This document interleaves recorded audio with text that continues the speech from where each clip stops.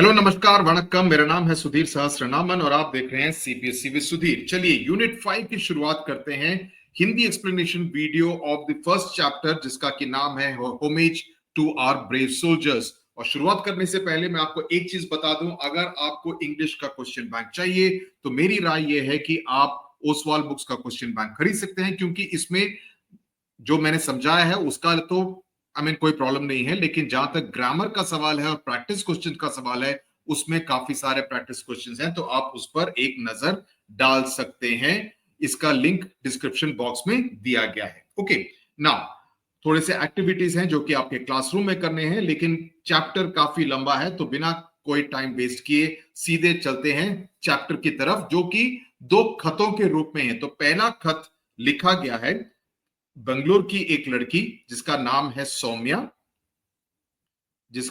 सौम्या। वो लिख रही है अपने दोस्त आनंदा को, जो कि चंडीगढ़ में रहती है। राइट, तो ये दो खत की बात है, जिसमें कि एक नेशनल वॉर मेमोरियल, जो कि स्मारक है भारत की राजधानी नई दिल्ली में इंडिया गेट के पास, उसके बारे में काफी विस्तार से चर्चा की गई है। सो ये दो दोस्त अपने हमारे जो ब्रेव सैनिक हैं, हमारे जो बहादुर सैनिक हैं, उनके बारे में बात करती है। और सौम्या अपनी जो नेशनल वॉर मेमोरियल, जो कि स्मारक है भारत की राजधानी दिल्ली में, वहां पर जब गई थी, वहां का कैसा अनुभव रहा, उसके बारे में काफी विस्तार से बताती है। तो कहती है, ये उसका पहला जयनगर में रहती है, जयनगर जो कि दक्षिण बंगलुरु में पड़ता है। वहां पर अप्रैल के महीने में आनंदा को एक खत लिख रही है सौम्या। वो कहती है कि I hope you are all doing well, do you remember our last conversation about war and the importance of peace. तो उनकी पहले कभी बातचीत हुई होगी जिसमें उन्होंने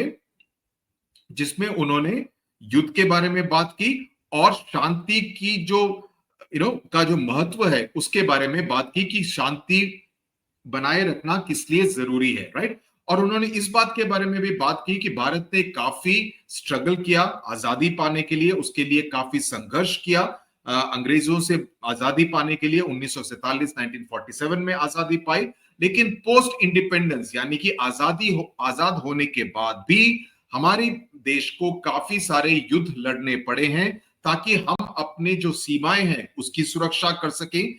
टेरिटोरियल इंटेग्रिटी का मतलब होता है हमारी जो भूमि है, जिसको कि भारत कहते हैं, भारत का जो देश है उसकी जितनी भी भूमि है, उसकी जो इंटेग्रिटी है कि हम उसको पूरी तरह से सुरक्षित रखें, उसकी भी काफी कोशिश की गई है और लोगों को भी सुरक्षित रखा गया है। ये कौन से युद्ध थे?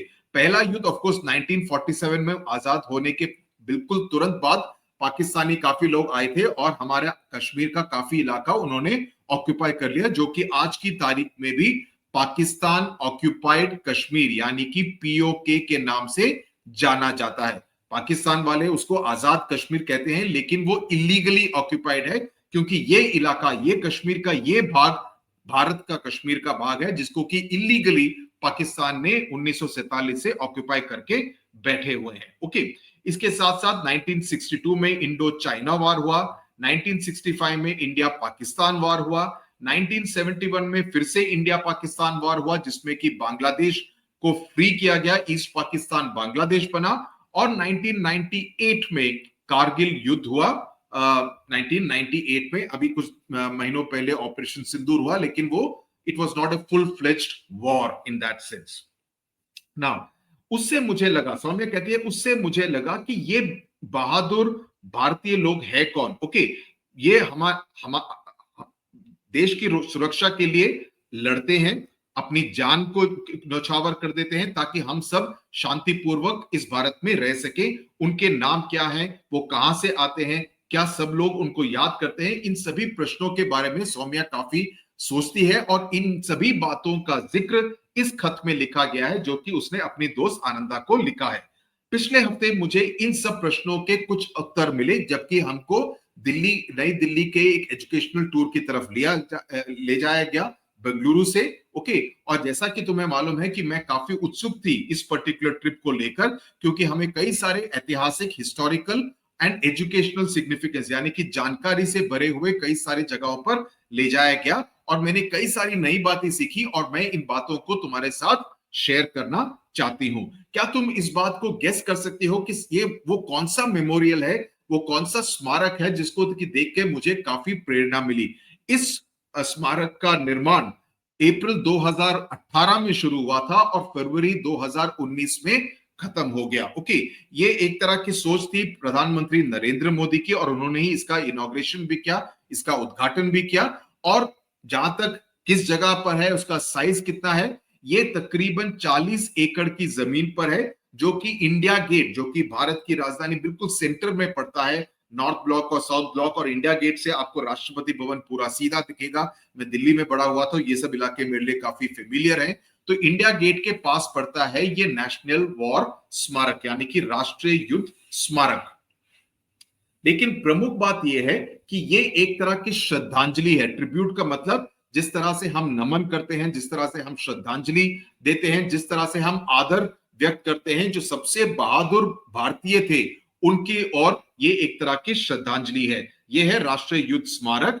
And our visit to the National War Memorial began with our teacher explaining that even after independence, India has had to fight many wars, जिसका कि मैंने अभी अभी आपको बताया, राइट। तो इनमें से कई सारे लोग इंडियन आर्म फोर्सेस यानी कि आर्मी, नेवी और एयरफोर्स में लड़े। ओके, और उन सभी के बारे में यहां पर नेशनल वॉर मेमोरियल में डेडिकेट किया गया है। उन सभी के नाम यहां पर एनग्रेव्ड है, राइट। तो वो कहती है, sadly she says, war always takes its toll. Now war always takes its toll, इस मुहावरे का मतलब क्या है, इस फ्रेज का मतलब क्या है? इस फ्रेज का मतलब यह है कि हमेशा युद्ध, ऐसा नहीं है कि युद्ध करना सबसे अच्छी बात है, क्योंकि युद्ध में दोनों तरफ जाने जाती हैं। वो बहादुर सैनिक जिनके की परिवार घर में उनका इंतजार कर रहे होते हैं, लेकिन वो शहीद हो जाते हैं युद्ध भूमि पर। तो ये एक तरह से युद्ध किसी के लिए भी अच्छा नहीं होता। लेकिन जब कोई आपका पड़ोसी मुल्क सही बात ना करे, आतंकवाद को बढ़ावा दे, तो आप पर ये बंद आती है कि आपको अपनी सीमा का, अपनी मातृभूमि की पूरी तरह से रक्षा करनी है। इसीलिए युद्ध लड़े जाते हैं, लेकिन युद्ध का परिणाम कभी भी ज्यादा अच्छा नहीं होता है, क्योंकि सैनिक मारे जाते हैं। तो human cost of war is very high, right. This is what makes monuments like the national war memorial extremely important. तो इसीलिए नेशनल वॉर मेमोरियल का इतना महत्व है, ताकि हम आजादी का महत्व और उसके लिए क्या कीमत अदा की गई उसको हम कभी भी ना भूले।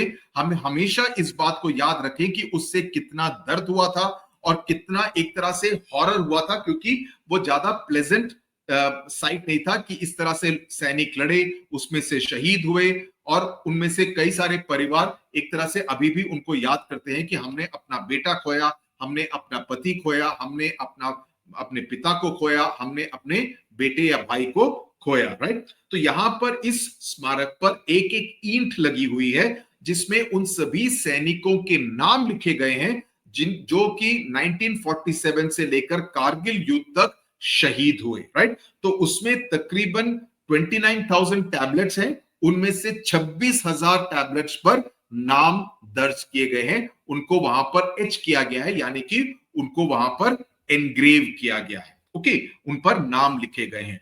अब यहां पर मुझे काफी खुशी हुई ये जानकर कि हमारी सरकार ने इन ब्रेव सैनिकों को, इन बहादुर सैनिकों को एक तरह से उनकी शहादत को एक तरह से इस तरह से सेलिब्रेट किया है, उनको रिकॉग्नाइज किया कि हाँ, इन लोगों ने भारत के लिए अपनी जान को न्यौछावर किया। हमारी टीचर ने हमें यह भी बताया कि 21 ऐसे बहादुर सैनिकों को परमवीर चक्र, जिसको कि पीवीसी कहते हैं, जो कि जैसे भारत रत्न सिविलियन अवार्ड होता है, उसी तरह से परमवीर चक्र highest war time gallantry medal. Gallantry medal मतलब ऐसे सैनिकों को दिया जाता है जो कि बैटल फील्ड पर काफी बड़ी बहादुरी का परिचय दें, तो उनको गैलेंट्री मेडल दिया जाता है। तो उसमें सबसे बड़ा स्थान है परमवीर चक्र का। उसके बाद आता है महावीर चक्र, फिर कीर्ति चक्र, फिर वीर चक्र, फिर शौर्य चक्र। ओके, तो सबसे पहले सैनिक जिनको की परमवीर चक्र से सम्मानित किया गया पोस्टुमसली, यानी कि उनकी मृत्यु के बाद, उनका नाम था मेजर सोमनाथ शर्मा, जिनके बारे में एक चैप्टर आप 8वीं कक्षा के यूनिट 2 में पढ़ेंगे। उसका वीडियो अगर आपको देखना है तो ऑलरेडी इस पर्टिकुलर चैनल पर है, तो आप जाकर उस वीडियो को देख भी सकते हैं, समझ भी सकते हैं कि उन्होंने बैटल ऑफ बदगाम, जो कि कश्मीर में है, 1943 में किस तरह की बहादुरी को दिखाया, तो उसके बारे में अगर आप उस वीडियो को देखकर उस चैप्टर को समझना चाहते हैं तो वो भी आप अभी 7th क्लास में ही कर सकते हैं। उसके बाद कई सारे सैनिकों को भी परमवीर चक्र दिया गया, 1962 के इंडिया चाइना वॉर के लिए, 1965 के इंडिया पाकिस्तान वॉर के लिए। उसी के साथ साथ एक परमवीर चक्र एक ऐसे सैनिक को भी दिया गया जो कि UN peace keeping force operations में भी शामिल हुए थे कॉन्गो में। ओके, अब 1971 यानी कि 1971 में जब युद्ध हुआ ईस्टर्न फ्रंट पर, उसमें कई सारे ऐसे हीरोज को सम्मानित किया गया जिसमें कि प्रमुख थे लांस नायक एल्बर्ट एक्का जो कि और flying officer Nirmaljit Singh Sekhon, second lieutenant Arun Khetarpal जो कि काफी प्रसिद्ध हैं, और मेजर होशियार सिंह। कुछ नेवी के पर्सोनेल ऑफिसर्स जैसे कैप्टन महेंद्र नाथ मुल्ला, उनको भी महावीर चक्र से प्रदान किया गया है, यानी सम्मानित किया गया है। उसके बाद हमारी टीचर ने हमें परमवीर चक्र लांस नायक एल्बर्ट एक्का का साइटेशन दिखाया। साइटेशन क्या होता है? साइटेशन बेसिकली सरकार देती है ये बताने के लिए कि इन्होंने ऐसा क्या किया जिसके लिए कि इनको ये पर्टिकुलर पुरस्कार महावीर चक्र हो या परमवीर चक्र क्यों दिया जा रहा है, तो उसका पूरा उल्लेख एक तरह के पत्र में किया जाता है। और उसको पढ़कर हम पूरी तरह से ऑस्ट्रक, हम पूरी तरह से अचंभित हो गए कि इतनी बहादुरी कोई कैसे दिखा सकता है। और मुझे भी प्रेरणा मिली कि मैं भी उन्हीं की तरह पूरी तरह से बहादुर बनूं जब मैं भी सेना में शामिल हूं। तो ये है लांस नायक एल्बर्ट एक्का की इलस्ट्रेशन। तो इन्होंने क्या किया था? इन्होंने लड़ाई लड़ी थी त्रिपुरा में। ओके, त्रिपुरा में लड़ी थी 1971 में। सो त्रिपुरा में गंगा सागर नामक एक जगह पर यहां पर युद्ध हुआ था और ये लेफ्ट फॉरवर्ड कंपनी में थे। उनकी बटालियन का नाम था brigade of guards during their attack on the enemy defence at Ganga Sagar on the eastern front, यानी कि भारत के पूर्वी रीजन में। This was a well fortified position held in strength by the enemy, यानी कि पाकिस्तान की सेना ने वहां पर काफी अच्छी पोजीशन पर अपने आप को रखा था जहां से वो गोली बारूद कर सकते थे, आक्रमण कर सकते थे भारतीय सेना के सैनिकों पर। और जैसे ही हमने वहां पर आक्रमण करने की कोशिश की, वहां पर चढ़ावा चढ़ने की कोशिश की, तो वहां हमारे ऊपर काफी गोलाबारी हुई, काफी सारी शेलिंग हुई, काफी सारी बंदूक से गोलियां भी चलाई गई। लेकिन हम आगे निकलते गए और लांस नायक एल्बर्ट एक्का ने एक नोटिस किया कि एनिमी के पास एक एलएमजी यानी कि एक लाइट मशीन गन थी जो कि उनकी कंपनी के ऊपर काफी आघात कर रही थी, काफी लोगों को मार रही थी। लेकिन उन्होंने अपनी जान की परवाह करते हुए उस एनिमी, उस शत्रु के बंकर पर हमला बोल दिया। बेयोनेटेड टू एनिमी सोल्जर्स। बेयोनेटेड का मतलब होता है, अगर आपको मालूम होगा, हर गन के पहले, हर राइफल के आगे एक छोटा सा एक चाकू होता है, राइट? उस चाकू को अगर वो डाल दे तो दूसरा सैनिक को मार भी सकते हैं। अगर आपकी गोलियां खत्म हो जाएं और फिर भी आप आक्रमण करना चाहें, आप किसी भी तरह से अपनी जान को बचाना चाहें और दूसरे शत्रु को भी मारना चाहे, तो आप इस छोटे से चाकू जो कि उसी राइफल के आगे होती है उसका इस्तेमाल कर सकते हैं, जिसको कि बेयोनेट कहते हैं। And silence the light machine gun. Though seriously wounded in this encounter, he continued to fight alongside his comrades. यानी कि अपने कॉमरेड्स के साथ वो लड़ते रहे। उन्होंने किसी भी तरह से हार नहीं मानी कि अगर दूसरी तरफ से ज्यादा गोलीबारी हो रही है तो मैं उसको छोड़ दूं, ऐसा नहीं सोचा, बल्कि वो लड़ते रहे अपनी जान की परवाह किए बिना। उसके साथ साथ one enemy medium machine gun open from the second story of A well fortified building. अब उन्होंने एलएमजी का सामना किया, लेकिन उसी समय पर एक मीडियम मशीन गन एमएमजी भी शुरू हो गई, वहां से भी गोलीबारी शुरू होने लगी और ये सेकंड स्टोरी पर थी। इसका मतलब शत्रु को एक तरह से वेंटेज पोजीशन था जहां से वो पूरी तरह से भारतीय सैनिकों की तरफ देख सकते थे कि वो कहां से आक्रमण या अंदर आने की कोशिश कर रहे हैं। लेकिन फिर से लांस नायक एक्का ने अपनी जान की परवाह किए बिना फिर भी आगे रेंगते हुए आगे निकल गए, बिल्डिंग तक पहुंचे और अंदर एक ग्रेनेड डाल दी। अब ग्रेनेड जैसे ही डालेंगे अंदर धुआं हो जाएगा, अंदर एक तरह से you will have a lot of smoke and explosion. तो उसकी वजह से एक शत्रु सैनिक मर गया और दूसरा काफी हद तक घायल हो गया। लेकिन मीडियम मशीन गन अभी भी फायरिंग करना शुरू कर रही थी। तो लांस नायक एल्बर्ट एक्का ने एक दूसरी दीवार पर चढ़े और बंकर के अंदर घुसे और उस शत्रु सैनिक को बेयोनेट किया जो कि अभी भी फायरिंग कर रहा था अपने एमएमजी से, और पूरी तरह से मशीन गन को बंद करा दिया, राइट। तो इस तरह से उन्होंने अपनी कंपनी के बाकी सैनिकों की रक्षा की, उनको सुरक्षा प्रदान की कि अभी और किसी तरह की भारत की तरफ से कैजुअलिटीज ना हो। लेकिन इस दौरान उनको काफी चोटें आई और वे उसके बाद शहीद हो गए। तो लांस नायक अल्बर्ट एका डिस्प्लेड द मोस्ट कॉन्स्पिक्वस, यानी कि सबसे यूनिक और सबसे अलग बहादुरी का उन्होंने प्रदर्शन किया। काफी एक तरह से ही इज वेरी डिटरमिन्ड कि मैं तो ये करके ही छोड़ूंगा, राइट। और उन्होंने सुप्रीम सैक्रिफाइस की, शहादत की in the best traditions of the Indian army. तो ये गैजेट ऑफ इंडिया नोटिफिकेशन राष्ट्रपति द्वारा साइन करने के बाद एंड बेसिकली भारतीय सरकार द्वारा ये इशू किया जाता है। जैसे ही हम उस स्मारक के आसपास जा रहे थे, हमने एक और इंस्टॉलेशन देखा जिसको कि अमर जवान ज्योति कहा जाता है, that commemorates our soldiers. Now commemorates का मतलब क्या है कि ऐसा कुछ करती है, वो एक ज्योति जलती रहती है 24/7, कभी भी बुझती नहीं है। तो ये अगेन एक और तरीका है अपने सैनिकों के लिए अपना एक तरह से जो आदर दिखाते हैं, उसका एक तरह का प्रतीक है, to show respect to our soldiers. तो जैसे ही नाम से ही पता चलता है, ये अमर जवान ज्योति है। तो it's an immortal flame. Immortal का मतलब ऐसी एक ज्योति जो कि अमर है, जो कि कभी भी बुझती नहीं है।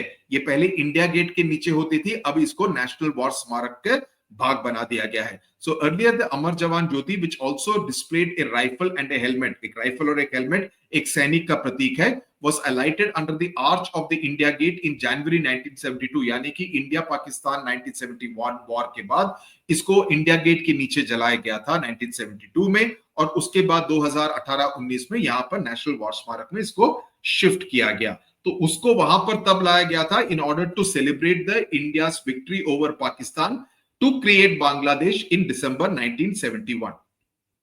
अगर कभी मौका मिले तो there is a fantastic movie called the Ghazi attack. Okay, Rana Daggubati की मूवी है, के और राणा दग्गुपाटी की, बहुत अच्छी मूवी है, please see it. It is about the battle which took place near Visakhapatnam on the eastern coast. Okay, so the National War Memorial now includes Amar Jawan Jyoti in the obelisk, यानी कि ये जो आप left hand side पे जो तस्वीर देख रहे हैं उसके नीचे यहां पर आप देख रहे हैं ना, यहां पर अमर जवान यहां लिखा भी है, अमर जवान लिखा है, और ये ज्योति यहां पर जल रही है। तो यहां पर आप देख रहे हैं कि ओबेलिस्क का मतलब है दिस टेपरिंग स्टोन पिलर, ये है obelisk. Okay, which is surrounded by 4 chakras. अब यहां पर इसके आसपास 4 चक्रा हैं। तो उद्घाटन के दौरान प्रधानमंत्री ने एक नई ज्योति को जलाया इन ऑर्डर टू कमेमोरेट, यानी कि जो शहीद हो गए थे उनको उनकी याद में इस ज्योति को जलाया। और later the old flame at India Gate was merge, यानी कि उसको इसके साथ मिला दिया गया था, और ये नई तस्वीर है अमर जवान ज्योति की। इसके साथ साथ आप ओबेलिस्क, जो कि ये स्टोन का जो आर्च है, उस पर देख सकते हैं वहां पर कई सारे रीत रखे गए। रीत का मतलब a circular arrangement of flowers used as a respect and remembrance for a person who has died। आप देखेंगे कि कभी भी किसी की भी मृत्यु हो जाती है तो जितने भी वीआईपीस हैं एक रीत को प्लेस करते हैं। जनरली वो सफेद फूलों का होता है, एक पर्टिकुलर काइंड ऑफ फूलों का होता है, उसके साथ वो रीत प्लेस करते हैं एक तरह से उनको सम्मानित करने के लिए। तो जो पूरा लाइटिंग डिजाइन है इस पूरे स्मारक को, उसको भी काफी खास तौर से और काफी ध्यान से क्रिएट किया गया है। काफी उसमें काफी सोच लगाई गई है कि it transforms the monument's landscape as sunlight changes from dawn to dusk. तो दिन की रोशनी में जिस तरह से उस स्मारक लगता है, रात की रोशनी में वो काफी अलग लगता है। तो इस तरह से वहां की लाइटिंग की गई है, और ये काफी ट्रूली मेजेस्टिक थी कि मैं उसको देख के पूरी तरह से दंग रह गई। And it was field me with pride for the nation, कि मुझे अपने देश पर काफी गर्व हुआ, right. I was also overwhelmed by the interminable flame. Interminable flame means everlasting, जो भी कभी भी बुझता नहीं है, अमर ज्योति है, as a metaphor for eternal stories of courage and valor। इस लाइन का क्या मतलब है कि जो अमर जवान ज्योति है, जो कि कभी भी बुझती नहीं है, it is an everlasting flame, it is a metaphor।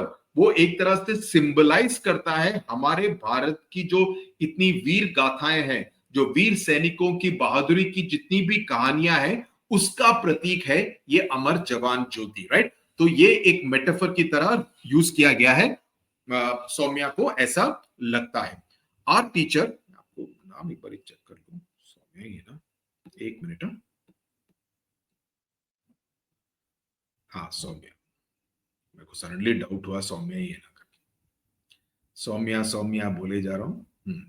Okay, आगे चलते हैं। हमारे टीचर ने हमें चक्रास का भी, जितने भी चक्र थे उनकी जो उसका उनका क्या महत्व है उसके बारे में भी काफी बताया, तो मैं वो भी आप तुम्हारे साथ अभी यहाँ पर शेयर करना चाहती हूँ। तो जो नेशनल वॉर स्मारक जो है, जो वो 4 सर्कल्स से बना हुआ है, जिसको कहते हैं अमर चक्र, वीरता चक्र, त्याग चक्र और रक्षा चक्र। ओके, तो इन चारों चक्रों के बारे में हम जल्दी जल्दी पढ़ेंगे। तो around 15 metre central obelisk with the eternal flame Amar Jawan, तो अमर जवान ज्योति बीच में है और उसके आसपास ये 4 चक्र हैं, राइट। और उसमें कई सारे ब्रॉन्ज और स्टोन के म्यूरल, म्यूरल का मतलब दीवारों पे जो पेंटिंग बनाई जाती है उसको म्यूरल कहते हैं, एंड ग्राफिक पैनल्स। सो जो सबसे अंदर वाली जो सर्कल है उसको अमर चक्र कहते हैं, यानी कि द सर्कल ऑफ इमोर्टैलिटी, यानी कि जो अमर रहे। Okay, this has the obelisk with the eternal flame, यानी कि जो अमर जवान ज्योति है। It symbolizes the immortality of the spirit of fallen soldiers with the assurance that देश कभी भी उनके शहादत को कभी भी नहीं भूलेगा। काफी रेपिटेशन है इस खत में, इस बात का ध्यान रखिएगा।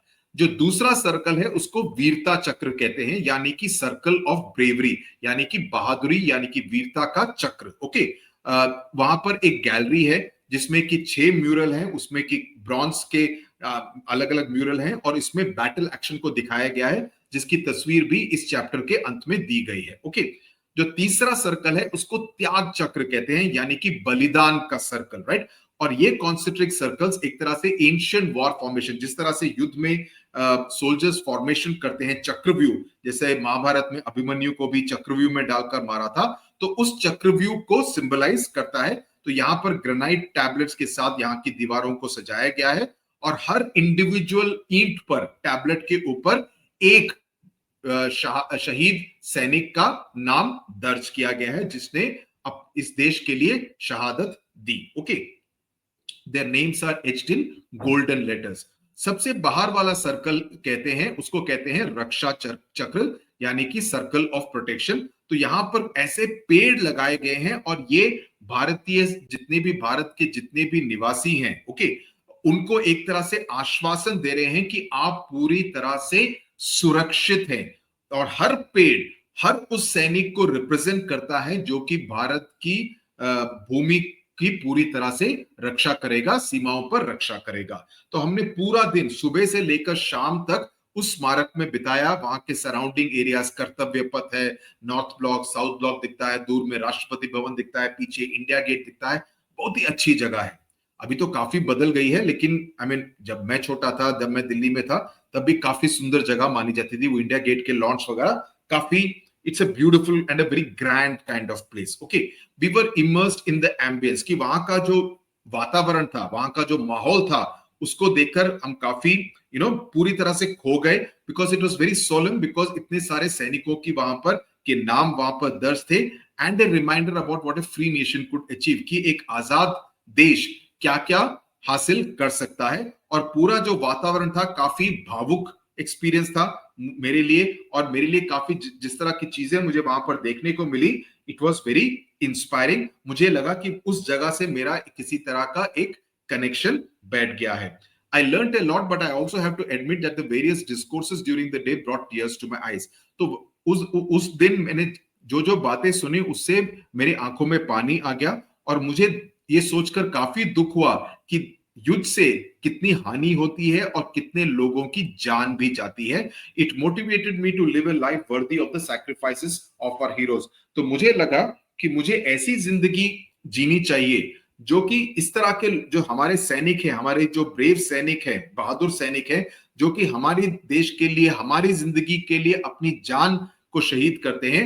तो हमको ऐसे काम करने चाहिए ताकि हमारा जीवन भी एक तरह से सार्थक हो, उनके बलिदान को जस्टिफाई करता हो। Okay, after our visit the class decided to make a presentation. अब क्लास टूर खत्म हुआ तो हमारी क्लास ने डिसाइड किया कि हम सभी एक एक प्रेजेंटेशन करेंगे, और हमने 5 ग्रुप्स में अपने आप को बांट लिया। और हमने कुछ ऐसे सैनिकों की बहादुर कहानियों का जिक्र करना के बारे में सोचा। तो हमारे टीचर ने भी कहा कि हमारे जो जितने भी अनुभव थे स्कूल असेंबली में भी बताया जाए, ताकि जो बच्चे इस ट्रिप में नहीं गए थे उनको भी इसके बारे में पूरी तरह से बताया जाए।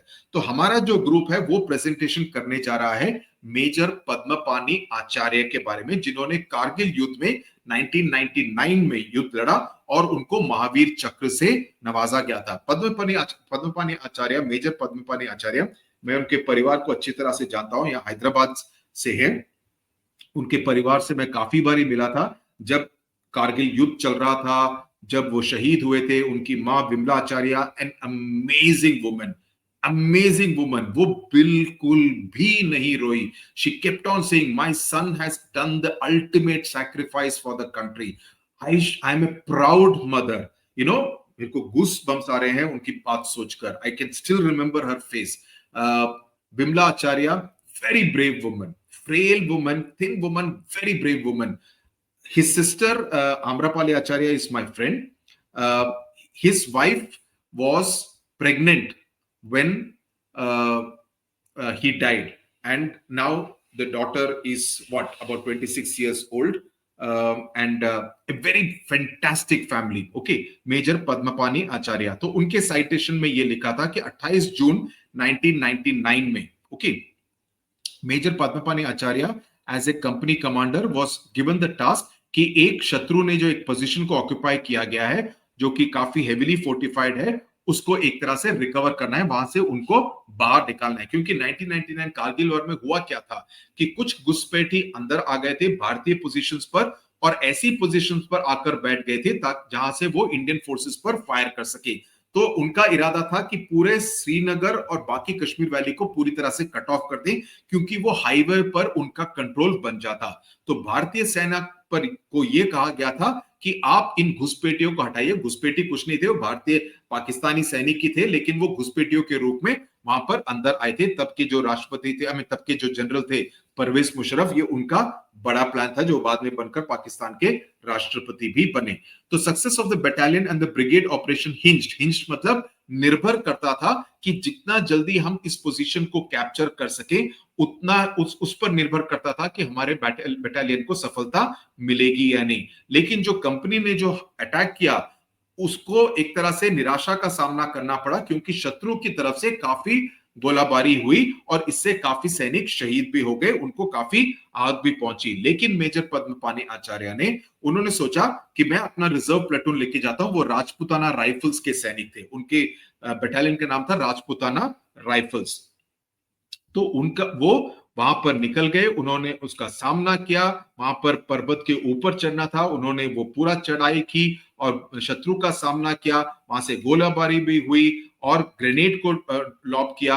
उनको काफी चोट आई, लेकिन चोट आने के बावजूद उन्होंने अपने बाकी सैनिकों को कहा कि तुम मुझे छोड़ दो, लेकिन तुमको आगे जाना है, बिकॉज इस शत्रु को हराना ज्यादा जरूरी है। और finally the enemy position was overrun and the objective was captured, यानी कि वो एनिमी बंकर को पूरी तरह से न्यूट्रलाइज किया गया था और बाद में मेजर पद्मपानी आचार्य की मौत हो गई। Okay, before he went to battle, अब वहां पर युद्ध में जाने से पहले उन्होंने अपने पिता को एक श्रीमद् भगवत गीता की एक लाइन कोट की थी। ओके, उन्होंने कहा था कि if you fight you will be slain और ऑन द बैटलफील्ड और गो टू सेलेस्टियल अबोर्ड, यानी कि अगर तुम्हारी मृत्यु हो जाएगी युद्ध भूमि पर, जब तुम लड़ोगे तुम्हारी इधर यहां पर मृत्यु हो जाएगी युद्ध भूमि पर, और तुम स्वर्ग चले जाओगे, या तुम्हें जीत हासिल होगी और तुम पृथ्वी में उस जीत की खुशी मनाओगे, उसका फल खाओगे। राइट? तो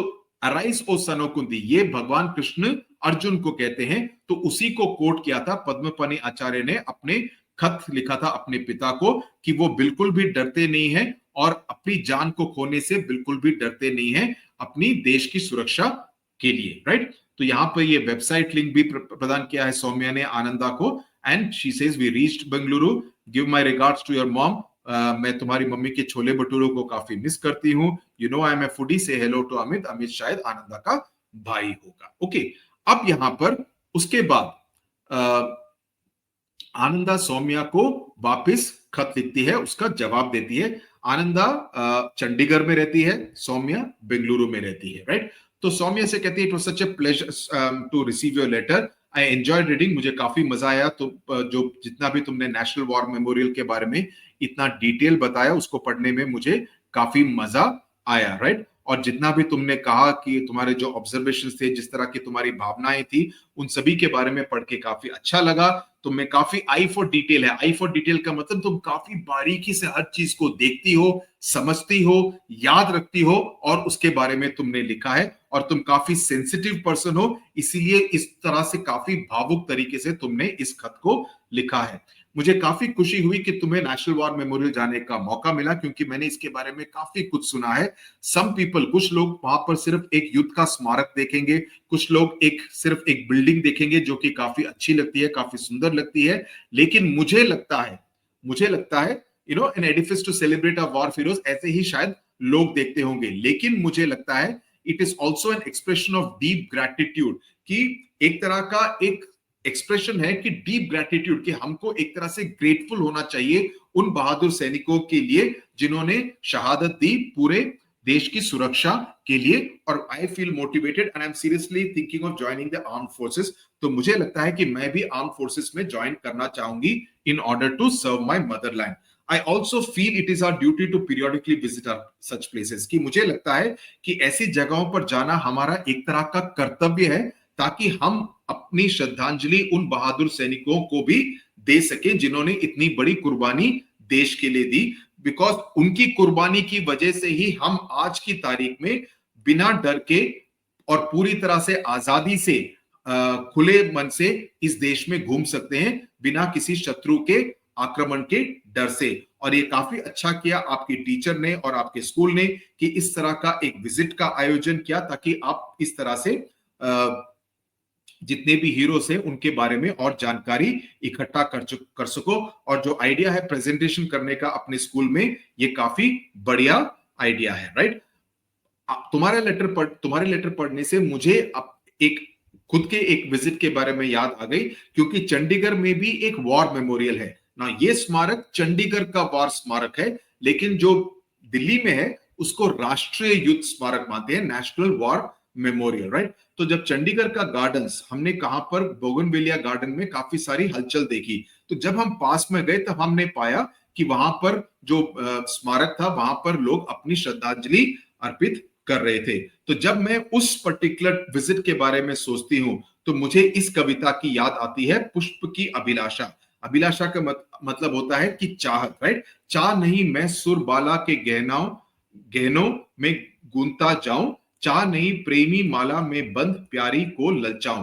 तो ये एक माखनलाल चतुर्वेदी, जो कि काफी प्रसिद्ध कवि थे, उनकी लिखी हुई यहाँ पर कविता है, जिसका जिक्र यहाँ पर आनंदा कर रही है। I hope you like the poem. I must say I was inspired by your idea of presenting the Valrus stories. Valrus का मतलब बहादुरी से भरी हुई कहानियां भारतीय सैनिकों की, और ऐसी कई सारी कहानियां हैं। और हम शांति अपने देश में तभी उसका मजा लूट सकते हैं जबकि हमारे सैनिक सीमाओं पर पूरी तरह से सतर्क हैं और हमारी सुरक्षा कर रहे हैं, और एक तरह से सुरक्षित वातावरण क्रिएट कर रहे हैं। मैंने हाल ही के दिनों में अखबार में पढ़ा कि कैप्टन अनुज नैयर, जो कि महावीर चक्र से सम्मानित किए गए थे, an Indian army officer of the 17 Jat regiment, इन सभी के जो रेजिमेंट है उनके नाम भी आप याद रखिए। जैसे कि मैंने कहा, पद्मपाणि आचार्य was from the Rajputana Rifles. So 17 Jat Regiment was posthumously awarded the Mahavir Chakra. तो उनको भी जैसे कि मेजर पद्मपाणि आचार्य था, उसी तरह से कैप्टन अनुज नैयर को महावीर चक्र दिया गया था उसी कारगिल युद्ध में, जिस तरह की बहादुरी उन्होंने दिखाई। और मैं चाहूंगी कि उनके बारे में, अनुज नैयर के बारे में मैं और ज्यादा पढूं। लेकिन मुझे अभी भी पता चला है कि उनकी मां मीना नैयर ने उनके बारे में एक मेमोयर का मतलब है उन्होंने क्या क्या किया, उसका पूरा उल्लेख एक किताब में लिखा है, जिसका कि नाम है टाइगर ऑफ द्रास, यानी कि द्रास का बाघ, कैप्टन अनुज नैयर 23 कारगिल हीरो। ओके, और मैं डेफिनेटली इस पर्टिकुलर किताब को पढ़ूंगी। उन्होंने IANS, जो कि एक न्यूज एजेंसी है ANI PTI की तरह, उनको एक इंटरव्यू दिया था, एक साक्षात्कार दिया था, जिसमें कि उन्होंने कहा कि writing about the smallest things about your child who is not with you really used to shake me, कि जो मेरा बच्चा, मेरा बेटा मेरे पास अभी नहीं है, उसके बारे में ऐसी चीजों को लिखने से मेरा मन काफी विचलित हो जाता था। लेकिन समय चलते चलते मैं एक तरह से आई केम टू टर्म्स विद, मैंने उस बात को एक्सेप्ट किया कि अगर मैं उसके अनुज नैयर के बारे में नहीं लिखूंगी तो किसी को भी उसके त्याग और बलिदान के बारे में पता नहीं चलेगा। तो इसी वजह से मैं उसके बारे में लिखना जरूर चाहूंगी।